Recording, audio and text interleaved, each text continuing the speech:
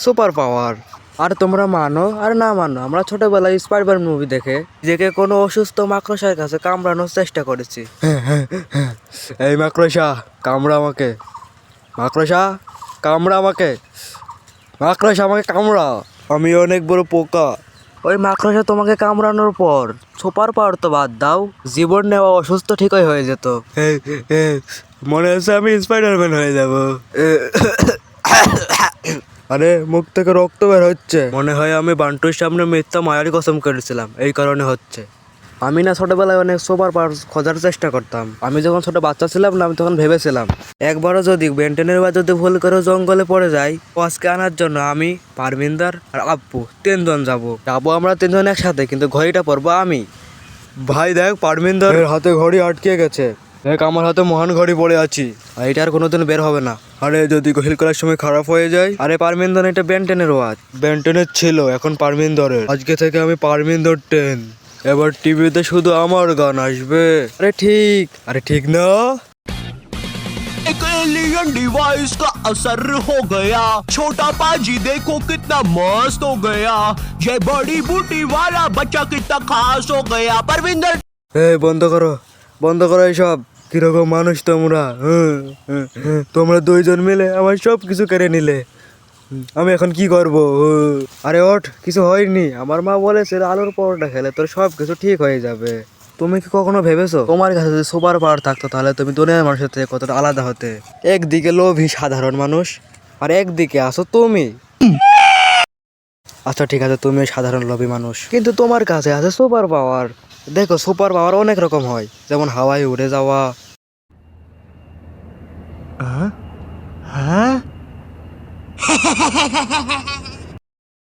তারপর ম্যাজিক্যাল পাওয়ার, আবরা কাটা আবরা, গিলি গিলি পিলি পিলি ছু। হ্যাঁ, আর এটা তো উদ্দেশ্য হলোই না, তাহলে উদ্দেশ্য হলো কি? আরে না, আমার মা, আরে আমার মা উদ্দেশ্য হয়ে গেছে। সমস্ত সুপার পাওয়ার না আলাদা আলাদা কাজ করে, যেমন টেলিপোর্টের পাওয়ার, টেলিপোর্টেশনের পাওয়ারে তুমি যেই কোনো বন্ধুর বার্থডেতে চলে যেতে পারবা। Happy birthday. কি খবর সবার? ম্যাক্স, বিনা দাওয়াতে আবার চলে এসেছিস? একবার আমার দাদের মৃত্যু দেখেছিল। আর টেলিপোর্টেশন কোথায় করেছিল জানো? দাদের মুখে। বিনা দাওয়াতে তুমি ম্যাক্স আর আসবা না। হ্যাঁ চলো টেলিপোর্টেশনের পাওয়ার সাইডে করি। ইমেজিন করো তুমি একটা শক্তিশালী সুপার পাওয়ার পেয়ে গেছো। কোথায় দেখতে পারছো খারাপ কাজ হচ্ছে? দাদিমা, এটা হলো আমাদের এলাকা, তুমি এখন স্কেটবোর্ড চালাতে পারবে না। তোমাকে আমি এমন করে মারবো তুমি নিজেকে চিনতে অস্বীকার করবে বাড্ডি। ওই, আরে কে রে বাটলে, তাড়াতাড়ি এখান থেকে কাটলে দোবে 4টে। থ্যাংক ইউ বেটে। সুপার পাওয়ারে ভালো দিকটা আছে কিন্তু খারাপ দিকও আছে। ইমেজিন করো যখন গভর্নমেন্ট জেনে গেল তুমি একজন সুপারম্যানওয়ালা মুস্টান্ডে, ওই লোকগুলো তোমাকে রাতে তুলে নিয়ে চলে যাবে। এরপর তোমার সাথে হবে প্রশ্ন এবং উত্তর। কে রে তুই? নাম কি তোর? এমনও হতে পারে গভর্নমেন্ট তোমাকে দিয়ে কোনো এক্সপেরিমেন্ট করে তোমার ডিএনএ বাহির করে তোমার মতনই দেখতে একটা ক্লোন বানিয়ে ফেলে, এরপর যুদ্ধেই ছেড়ে দেয়। ওই মুস্টান্ডে, কিছু করবি নাকি দেওয়ালের মতো দাঁড়িয়ে থাকবি? স্যার একটা কাজ করা যাক, এই মুস্টানটিকে দেওয়ালের মতনই ব্যবহার করা যাক।